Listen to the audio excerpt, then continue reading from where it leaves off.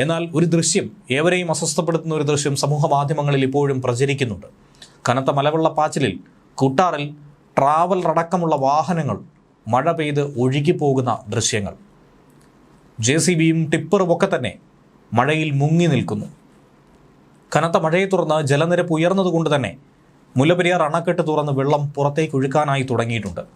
ആദ്യം 3 ഷട്ടറുകളായിരുന്നുവെങ്കിൽ ഇപ്പോൾ ആകെയുള്ള 13 ഷട്ടറുകളിൽ 8 ഷട്ടറുകളും തുറന്നു വിട്ടിരിക്കുന്നു. 1 മണി മുതൽ 13 ഷട്ടറുകളും 1 മീറ്റർ വീതം ഉയർത്തിക്കഴിഞ്ഞിരിക്കുന്നു. വെള്ളം ഒഴുകിയെത്തുന്ന പെരിയാറിൻ്റെ ഇരു കരകളിലുമുള്ളവർക്ക് ജില്ലാ ഭരണകൂടം കനത്ത ജാഗ്രതാ നിർദ്ദേശം തന്നെയാണ് നൽകിയിരിക്കുന്നത്. വൃഷ്ടിപ്രദേശങ്ങളിലുണ്ടായ അതിശക്തമായ മഴയെ തുടർന്ന് തന്നെയാണ് മുല്ലപ്പെരിയാർ അണക്കെട്ടിൽ ഈ ജലനിരപ്പ് ക്രമാതീതമായി ഉയരാൻ കാരണമായത്. ജലനിരപ്പ് ഉയർന്നതോടെ മുൻകരുതൽ നടപടി എന്നതിൻ്റെ ഭാഗമായാണ് ഈ നടപടിക്രമം നടത്തിയത്. ഇതുപോലെ മുൻ വർഷങ്ങളിൽ ഒരു 7 വർഷം മുൻപ് ഷട്ടറുകൾ ഉയർത്തിയതിന് പിന്നാലെ ഉണ്ടായ മഹാപ്രളയം അത് കേരളത്തെ എത്രത്തോളം വിഴുങ്ങി എന്നുള്ളത് ഏവരും കണ്ട് മനസ്സിലാക്കിയതായിരുന്നു. അന്ന് ആ പ്രളയകാലത്ത് പോലും വെള്ളം കയറാത്തിടങ്ങളിൽ ഇന്ന് വെള്ളം കയറിയിരിക്കുന്നുവെന്ന് നാട്ടുകാർ തന്നെ പറയുന്നു. ഏറെ പരിഭ്രാന്തിയോടുകൂടി തന്നെയാണ് ഇതിനോട് അവർ പ്രതികരിക്കുന്നത്. ശനിയാഴ്ച പുലർച്ചെയോടെയാണ് ഇടുക്കി ജില്ലയുടെ പല മേഖലകളിലും ഈ കനത്ത മഴ പെയ്തു തുടങ്ങിയത്. പലയിടത്തും മലവെള്ളപ്പാച്ചിലുണ്ടായി. വ്യാപാര സ്ഥാപനങ്ങളിലും വെള്ളം കയറിയതോടെ ലക്ഷങ്ങളുടെ നാശനഷ്ടം സംഭവിച്ചിരിക്കുന്നു. നിലവിൽ മഴയുടെ ശക്തി വളരെ കുറവാണ്. ആളപായം സംഭവിച്ചിട്ടില്ല എന്നുള്ള ആശ്വാസകരമായൊരു കാര്യമുണ്ടെങ്കിൽ പോലും നാശനഷ്ടങ്ങളുടെ തോത് അത് വളരെ വലുതാണ്. വീടായും വൃക്ഷങ്ങളായും വാഹനങ്ങളായും ഒക്കെ ഉണ്ടായിരിക്കുന്ന നഷ്ടം അത് അതിഭീകരമാണ്. ഇന്ന് പുലർച്ചെ 137 അടിക്ക് മുകളിൽ ജലനിരപ്പ് എത്തിയിട്ടുണ്ടായിരുന്നു. ഇതോടെയാണ് ഷട്ടറുകൾ തുറന്ന് വെള്ളമൊഴുക്കി വിടാനായി തീരുമാനിച്ചത്. രാവിലെ ഷട്ടറുകൾ തുറക്കുമെന്ന് തമിഴ്നാട് അറിയിക്കുകയും ചെയ്തു. പെരിയാർ നദിയിൽ ജലനിരപ്പ് കുറവായതുകൊണ്ട് തന്നെ ആശങ്കപ്പെടേണ്ട ഒരു സാഹചര്യമില്ലെന്ന് അധികൃതർ തന്നെ പറയുന്നു. അണക്കെട്ടിലെ ജലനിരപ്പ് നോക്കി ആവശ്യമെങ്കിൽ കൂടുതൽ ഷട്ടറുകൾ തുറക്കും. ആകെ 13 സ്പിൽവേ ഷട്ടറുകളാണ് ഉള്ളത്. രാവിലെ 138 അടിക്ക് മുകളിലേക്ക് ജലനിരപ്പ് എത്തുകയും ചെയ്തു. അതോടെ തുറന്നുവിട്ടു. രാവിലെ 9 മണിക്ക് മുതൽ 3 ഷട്ടറുകൾ തുറന്ന് 1078 ഘനയടി വെള്ളമാണ് പുറത്തേക്ക് ഒഴുക്കിയത്.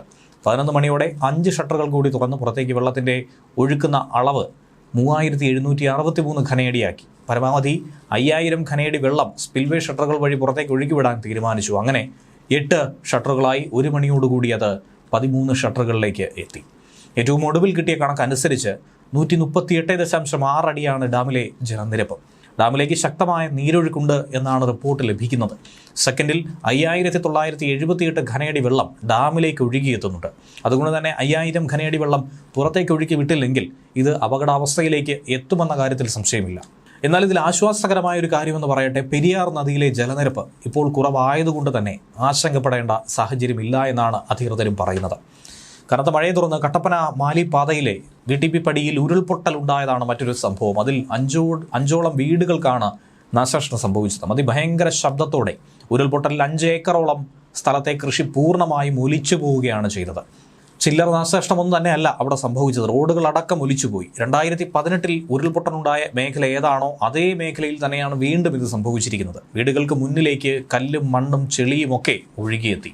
കനത്ത മഴയെ തുടർന്ന് കല്ലാർ ഡാമിലെ 4 ഷട്ടറുകളാണ് ഉയർത്തേണ്ടി വന്നത്. മലവെള്ളപ്പാച്ചിലിൽ വണ്ടിപ്പെരിയാറിൽ വീടുകളിൽ കുടുങ്ങിയ 5 പേരെ രക്ഷപ്പെടുത്തി. 42 കുടുംബങ്ങളെ മാറ്റിപ്പാർപ്പിച്ചു. കുമളിയിൽ ശക്തമായ മഴ പെയ്തതോടെ 5 കുടുംബങ്ങളെയും വീട്ടിൽ നിന്നും മാറ്റി. പാറക്കടവ്, മുണ്ടിലുമേ, കൂട്ടാർ മേഖലയിലുമാണ് അതിഭീകരമായ മഴ പെയ്തിറങ്ങിയത്. വളർത്തുമൃഗങ്ങളും ഇരുചക്ര വാഹനങ്ങൾ ഉൾപ്പെടെ ഒലിച്ചു പോകുന്ന കാഴ്ച. പലയിടത്തും മലവെള്ളപ്പാച്ചിൽ. വ്യാപാര സ്ഥാപനങ്ങളിലടക്കം വെള്ളം കയറി. ലക്ഷങ്ങളുടെ നാശനഷ്ടം സംഭവിച്ചിരിക്കുന്നു. ഇപ്പോൾ മഴയുടെ ശക്തി കുറവാണെങ്കിലും അതിൻ്റെ ആഘാതം അത് വളരെ വലുത് തന്നെയാണ്. ഇടുക്കി നെടുങ്കണ്ടത്ത് ഇന്നലെ രാത്രി ഉണ്ടായ അതിശക്ത മഴയെ തുടർന്ന് കല്ലാർ ഡാമിലെ എല്ലാ ഷട്ടറുകളും തുറന്നുവിട്ടു. പെരിഞ്ചാംകുട്ടി, മേലേച്ചിന്നാർ, ചെമ്പകപ്പാറ മേഖലയിൽ അതിശക്തമായി മലവെള്ളപ്പാച്ചിലും ഉണ്ടായി. അവിടുത്തെ താൽക്കാലിക പാലങ്ങളൊക്കെ തന്നെ തകർന്നു. വീടുകളിലും കൃഷിയിടങ്ങളിലുമൊക്കെ വെള്ളം കയറി. മേഖലയിൽ വ്യാപകമായ നാശനഷ്ടങ്ങളും ഉണ്ടായി. ഇടുക്കിയിലെ വിനോദസഞ്ചാര കേന്ദ്രമായിട്ടുള്ള തൂവൽ അരുവിക്കുത്ത് വ്യൂ പോയിന്റിൽ സ്ഥാപിച്ച നടപ്പാലത്തിൽ വെള്ളം കയറുകയും കോതമംഗലത്തും ശക്തമായ മഴ പെയ്തിറങ്ങുകയും ഒക്കെ തന്നെ ചെയ്തിട്ടുണ്ട്. കുടമുണ്ടപ്പാലത്ത് വെള്ളം കയറിയതോടെ കാർ ഒഴുക്കിൽപ്പെട്ടു പോകുന്നതാണ് മറ്റൊരു ഏറ്റവും ഭീകരമായ ദൃശ്യമൊന്ന്. കാറിലുണ്ടായിരുന്നവരെ രക്ഷാപ്രവർത്തകർ പുറത്തെത്തിക്കുകയും ചെയ്തു. അതേസമയം സംസ്ഥാനത്ത് അതിശക്തമായ മഴ തുടരുമെന്നാണ് കേന്ദ്ര കാലാവസ്ഥാ നിരീക്ഷണ കേന്ദ്രം പറഞ്ഞിരിക്കുന്നത്. ഇന്ന് 9 ജില്ലകളിലാണ് യെല്ലോ അലർട്ട് പ്രഖ്യാപിച്ചിരിക്കുന്നത്. ഇടുക്കി, പത്തനംതിട്ട, കോട്ടയം, എറണാകുളം, തൃശ്ശൂർ, പാലക്കാട്, മലപ്പുറം, കോഴിക്കോട്, വയനാട് ജില്ലകളിലാണ് യെല്ലോ അലർട്ട്. ഒറ്റപ്പെട്ട കനത്ത മഴയ്ക്ക് പുറമെ ഇടിമിന്നൽ ജാഗ്രതാ നിർദ്ദേശവും ഇതോടൊപ്പം പുറപ്പെടുവിച്ചിട്ടുണ്ട്. അടുത്ത 3 മണിക്കൂറിൽ കേരളത്തിലെ തിരുവനന്തപുരം, കൊല്ലം, പത്തനംതിട്ട, ഇടുക്കി, കണ്ണൂർ, കാസർഗോഡ് ജില്ലകളിൽ ഒറ്റപ്പെട്ട ഇടങ്ങളിൽ നേരിയ മഴയ്ക്ക് സാധ്യതയുണ്ടെന്നാണ് കേന്ദ്ര കാലാവസ്ഥാ വകുപ്പ് പറയുന്നത്. അറബിക്കടലിലും ബംഗാൾ ഉൾക്കടലിലും തീവ്ര ന്യൂനമർദ്ദ സാധ്യത നിലനിൽക്കുന്നുണ്ട്. തെക്ക് കിഴക്കൻ അറബിക്കടലിലും അതിനോട് ചേർന്നുള്ള കേരള, കർണാടക തീരങ്ങൾക്ക് സമീപമുള്ള ലക്ഷദ്വീപ് മേഖലയ്ക്ക് മുകളിലായി നിലനിന്നിരുന്ന ന്യൂനമർദ്ദം ശക്തി കൂടിയ ന്യൂനമർദ്ദമായി മാറിയിട്ടുണ്ട്. ഇത് വടക്ക് പടിഞ്ഞാറ് ദിശയിലേക്ക് നീങ്ങി അടുത്ത 36 മണിക്കൂറിനുള്ളിൽ തീവ്ര ന്യൂനമർദ്ദമായി മാറി ശക്തി പ്രാപിക്കാനുള്ള സാധ്യതയുണ്ട്. മാന്നാർ കടലിടുക്കിന് മുകളിലായി ചക്രവാത ചുഴി തെക്കൻ ആൻഡമാൻ കടലിലും അതിനോട് ചേർന്ന തെക്ക് കിഴക്കൻ ബംഗാൾ കടലിന് മുകളിലായി മറ്റൊരു ചക്രവാത ചുഴിയും നിലനിൽക്കുന്നുണ്ട്.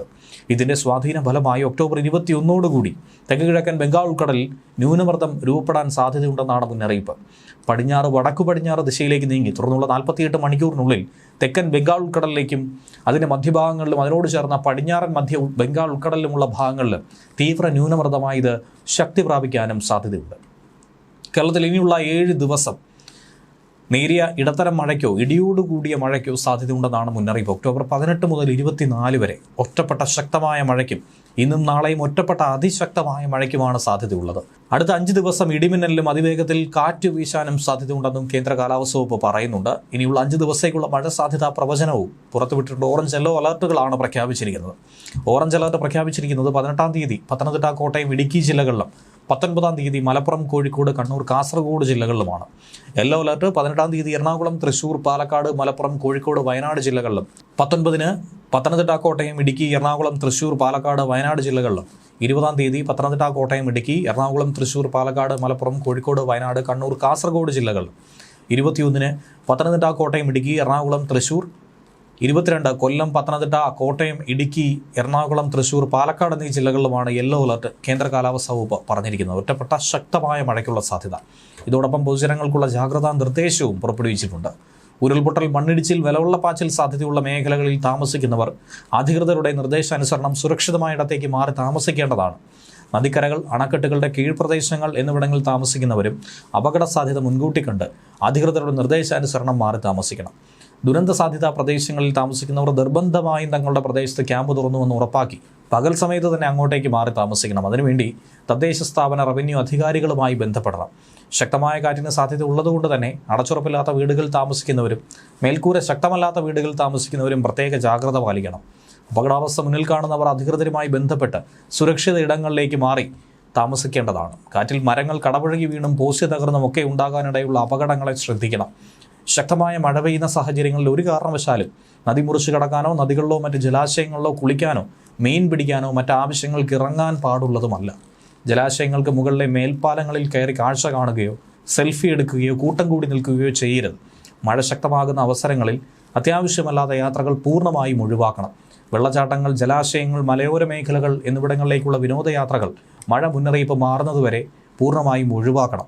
ജലാശയത്തോട് ചേർന്ന റോഡുകളിലൂടെയുള്ള യാത്രകൾ പ്രത്യേകമായി ശ്രദ്ധിക്കണം.